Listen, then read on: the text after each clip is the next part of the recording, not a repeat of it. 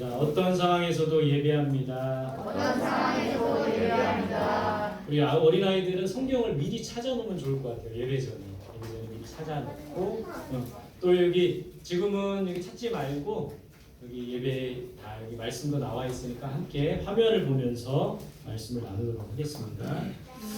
이제 욥기에 대해서 이제 좀 우리가 좀 살펴보고 싶은데요.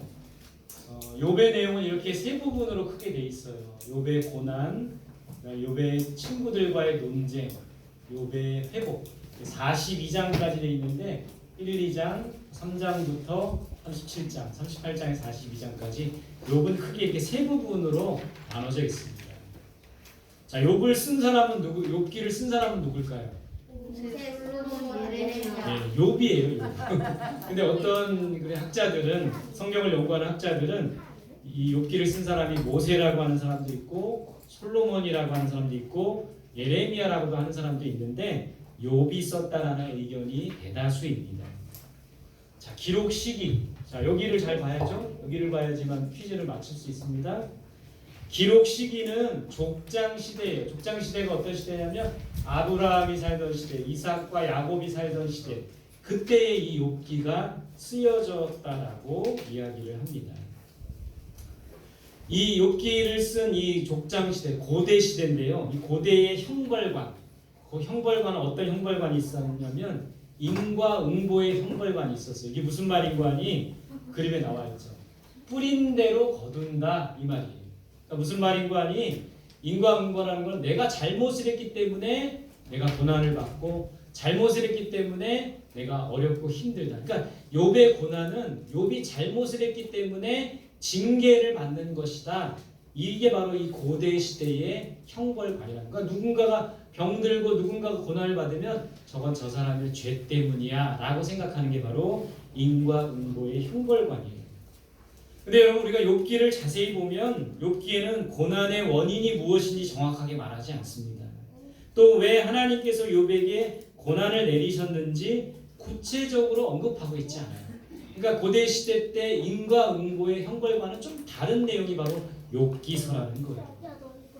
욥기에서는 오히려 강조하는 것은 하나님의 초월성과 절대 주권입니다.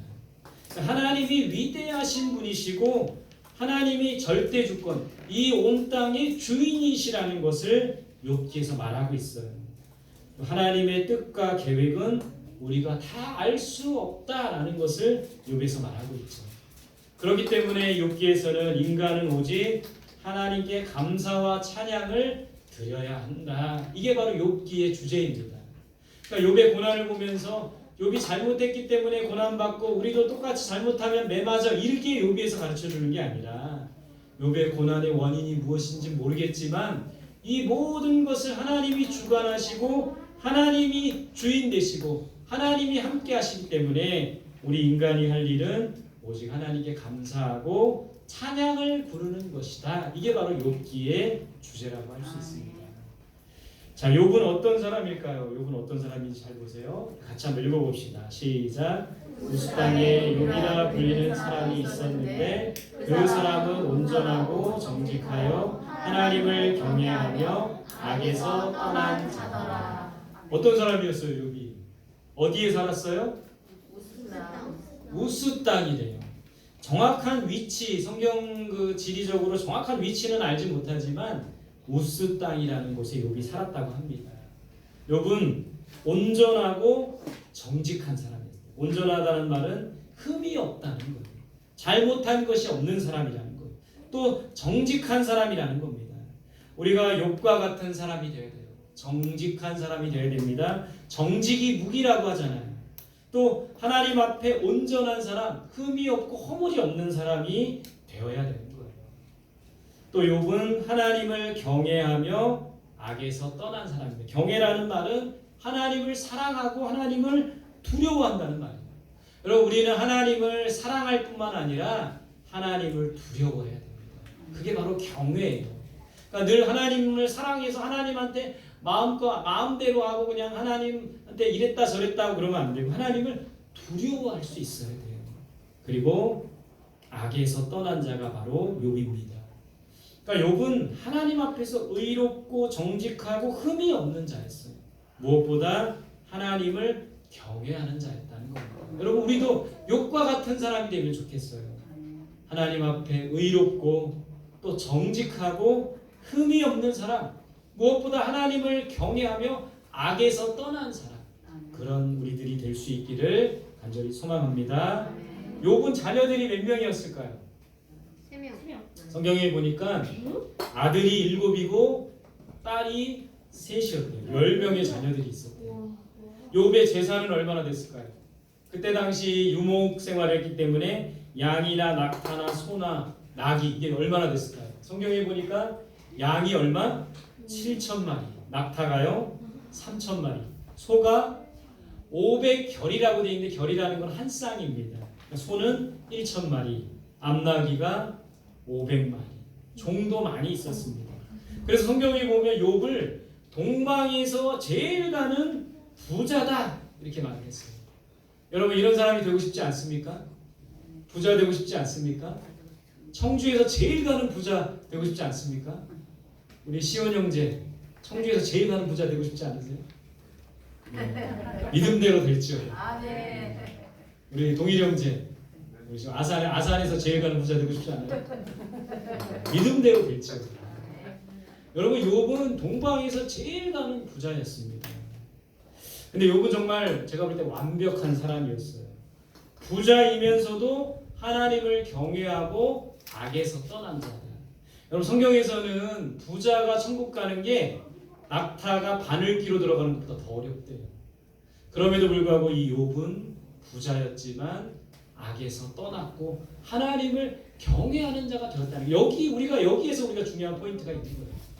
우리가 하나님께서 우리를 더욱더 부요하게 하실수록, 더욱더 강하게 하실수록, 더욱더 지혜롭게 하실수록 우리는 더 하나님 앞에 겸손해야 됩니다.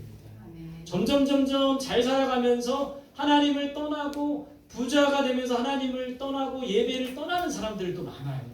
근데 우리는 욥과 같이 점점점 부유해질수록, 점점점 강해질수록, 점점점 지혜로울수록 하나님을 떠나지 않고 하나님을 경외하는 우리들이 될 수 있기를 간절히 소망합니다. 욥기 1장 5절 같이 읽어봅시다. 시작. 그들이 차례대로 잔치를 끝내면 욥이 그들을 불러다가 성결하게 하되 아침에 일어나서 그들의 명수대로 번제를 드렸으니 이는 욥이 말하기를 혹시 내 아들들이 죄를 범하여 마음으로 하나님을 욕되게 하였을까 합니다. 욥의 행위가 항상 이러하였더라. 여러분 욥은 또 어떤 사람이었냐면요, 자신을 늘 성결하게 했다는 사람입니다. 성결하다는 말은 깨끗하게 했다는 거예요. 항상 자기 안에 있는 죄를 버리고 하나님 앞에 깨끗하려고 애썼어요. 뿐만 아니라 자신의 10명의 자녀들을 성결하게 했습니다. 오늘 욥기 1장 5절에 보면 자녀들 숫자대로 번제를 드렸대요. 그 10명의 자녀들 한 사람 한 사람을 위해서 번제를 드리고 그 자녀들로 하여금 하나님 앞에 성결하게 하도록 힘썼다는 거예요. 성경에 보니까 하나님께서는 깨끗한 그릇을 사용하십니다. 큰 집에는 금그릇이 있고 은그릇이 있고 나무그릇이 있고 질그릇이 있는데 그 중에 하나 주인이 쓰는 그릇은 깨끗한 그릇이라고 했어요. 여러분 우리가 금그릇 같은 사람이 아니고 은그릇 같은 사람이 아니고 또 나무 질그릇과 같은 사람일지라도 하나님은 깨끗한 그릇을 사용하시는 거예요. 하나님께서는 깨끗한 사람을 좋아하십니다. 우리는 깨끗한 사람, 깨끗한 그릇이 되어야 됩니다. 자, 이렇게 정말 훌륭한 욥, 하나님께서 이 사단에게 욥을 자랑하셨어요. 이 욥기에 보면 그런 내용이 나옵니다. 8절 같이 볼게요. 시작. 내 종 욥을 주의하여 보았느냐? 그와 같이 온전하고 정직하여 하나님을 경외하며 악에서 떠난 자는 세상에 없느니라.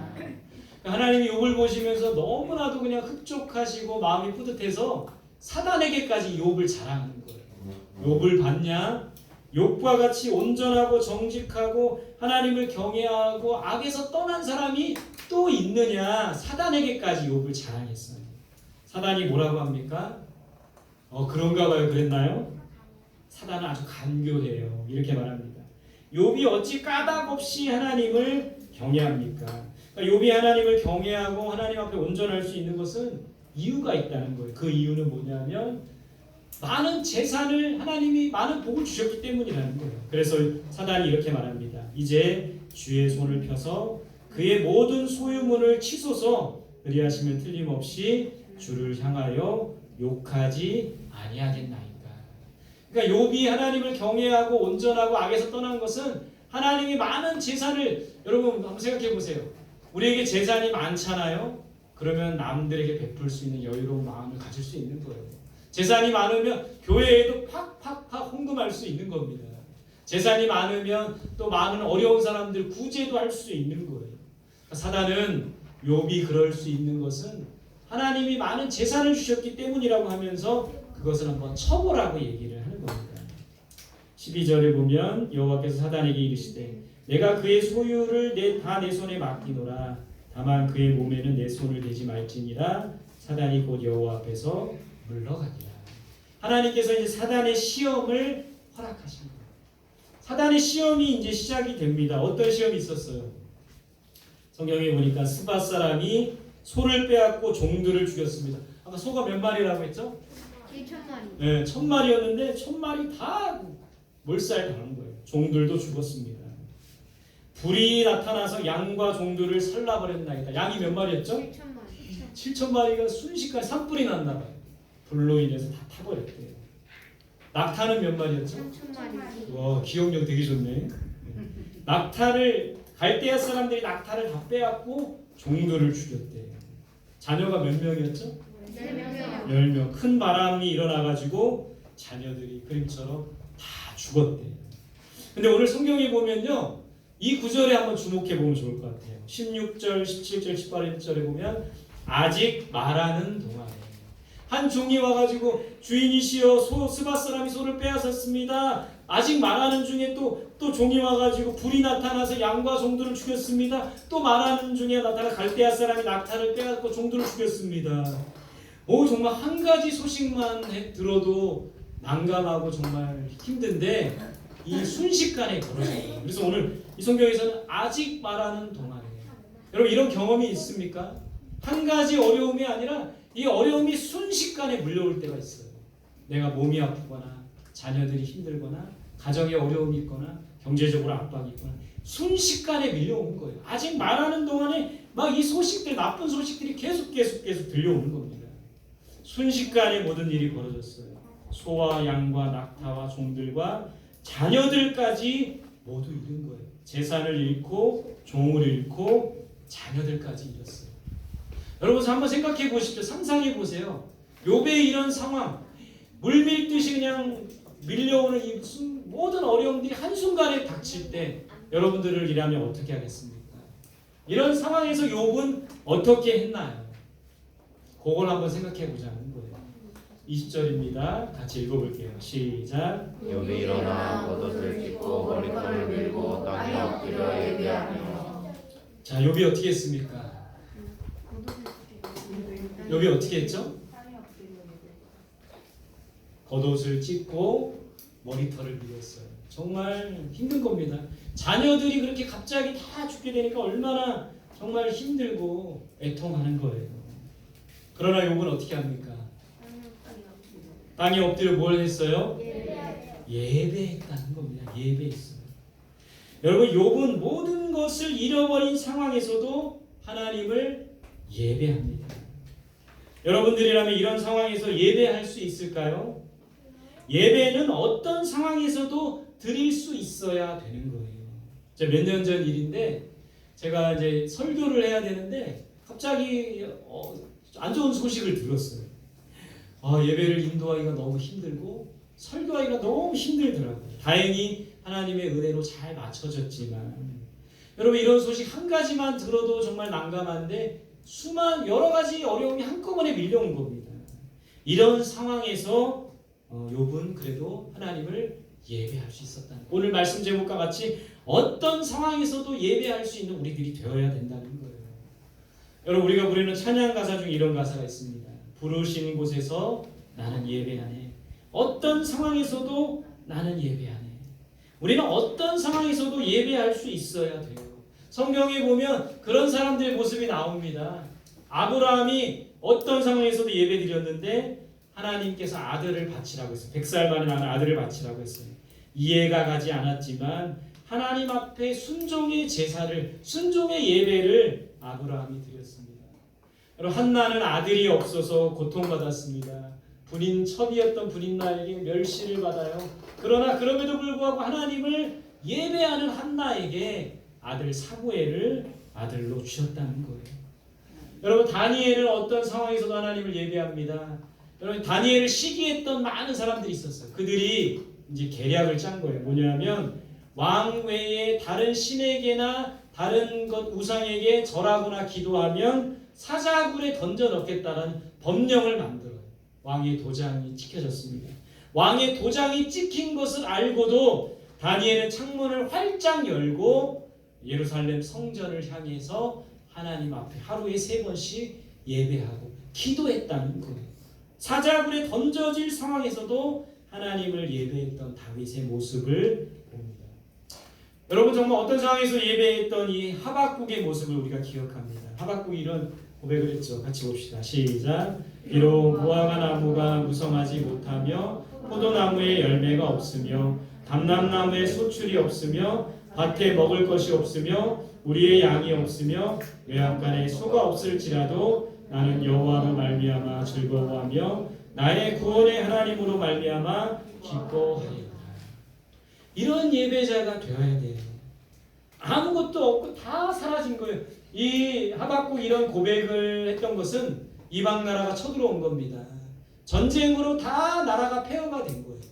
그래서 먹을 것이 없고 양이 없고 소가 없고 아무것도 없다 할지라도 여호와 하나님으로 인하여 기뻐하겠습니다. 여러분, 우리의 삶의 적용해 보면 돈이 없고 차도 없고 집도 없고 건강도 상하고 가정에 여러 가지 어려움이 있다 할지라도 여호와로 인하여 기뻐하겠습니다. 이게 바로 참된 예배자의 모습이라는 겁니다. 여러분, 우리는 어떤 상황 가운데 있습니까? 세상을 살아가는 우리 성도님들의 삶도 사실은 만만하지 않습니다. 삶에 많은 어려움들이 있어요. 우리 어린아이들도 어려움이 있어요. 우리 어린아이들도 있고 우리 어르신들도 있고 모두가 이 삶에, 그래서 이거 뭐 기독교에서 말한 거는 아니지만 삶은 고뇌다, 고통이다, 그렇게 얘기를 하는 것이죠. 여러분, 우리는 어떤 상황 가운데 있습니까? 코로나 상황 가운데 있죠. 확진자가 다시 많아지고 있습니다. 계속되는 이 코로나 상황, 너무나 더워요. 폭염경보 연일 30도가 넘습니다. 청주는 34도, 너무 더운 여름을 보내고 있어요. 거기다가 태풍도 온다고 합니다. 여러분, 치솟는 물가, 기름값이 계속 올라가고 있습니다. 식료품 값도 올라가고 있어요. 치솟는 물가, 경제적으로 어려운 거죠. 질병과 고통의 상황이 우리에게 찾아옵니다. 남들에게 말 못할 나의 아픔과 고통이 있죠. 어려운 가운데 있는 거예요. 스트레스 받는 일들이 많이 있어요. 가정에서, 직장에서, 이웃에서 스트레스 받는 많은 상황들이 있어요. 우리는 어떤 상황에서도 참되게 예배하는 자들이 되어야 돼요. 여러분들 주일날 오면 우리의 그런 수많은 상황들로 인해서 우리의 예배가 방해받으면 안 되는 겁니다. 오늘 욥을 기억하세요. 하박국을 기억하세요. 다니엘을 기억하세요. 어떤 상황에서도 하나님께 모든 것을 맡기고 예배했던 이들처럼 우리도 예배할 수 있어야 된다는 거예요. 욥은 하나님을 어떻게 예배하고 있습니까? 수많은 가지 어려움들, 재산을 잃고 자녀를 잃고 종들을 다 잃어버렸는데 욥은 어떻게 예배하고 있습니까? 21절입니다. 같이 읽어볼게요. 시작. 이르되 내가 모태에서 알봄으로 나왔사온즉 또한 알봄이 그리로 돌아가올지라. 주시니도 여호와시요 거두시니도 여호와시니 여호와의 이름이 찬송을 받으실지니이다 하고. 욥이 이렇게 예배하고 고백합니다. 주시니도 여호와시요 거두시니도 여호와시오니. 한번 따라해볼까요? 주시니도 여호와시요 거두시니도 여호와시오니. 여러분, 이 말씀을 꼭 기억해야 됩니다. 우리에게 물질을 주시니도 여호와시고 거두어 가시는 분도 여호와세요. 건강을 주시는 분도 여호와시고 거두어 가시는 분도 여호와세요. 것, 우리 삶의 모든 것을 주신 분이 하나님이시고 거두어 가신 분도 하나님이시라는 겁니다. 하나님의 절대 주권을 인정해야 됩니다. 절대 주권이라는 말은 하나님이 주인이라는 말이에요. 우리의 모든 것의 주인이 하나님인 것을 인정해야 됩니다. 한번 읽어볼까요? 시작. 이 모든 일에 욥이 범죄하지 아니하고 하나님을 향하여 원망하지 아니하느니라.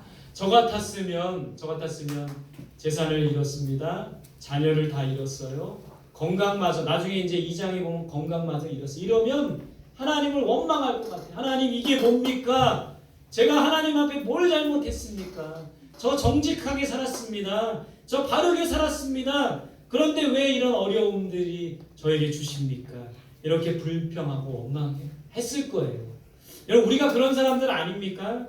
조금만 하나님이 서운하게 해도, 조금만 하나님이 주신 것을 가져간다 해도, 조금만 하나님이 뭔가 어려움을 주어도 불평하고 원망하는 게 바로 우리들의 모습입니다. 조금만 힘들어도 짜증내는 게 바로 우리들의 모습이에요. 하나님을 원망하고 하나님께 불평을 쏟아놓는 우리들인 거죠. 그러나 욥은 범죄하지 아니하였고 원망하지 않았어요. 욥이 사단의 시험을 잘 통과하고 있는 겁니다. 우리도 그래야 돼요. 여러분, 불평과 원망은 하나님이 주시는 것이 아니라 사단이 우리 마음속에 주는 거예요. 우리 마음속에 정말 좌절과 부정적인 언어는 하나님이 주시는 것이 아니라 사단이 주는 거예요. 그 시험을 잘 통과할 수 있어야 됩니다. 어떤 상황에서도 예배할 수 있습니다.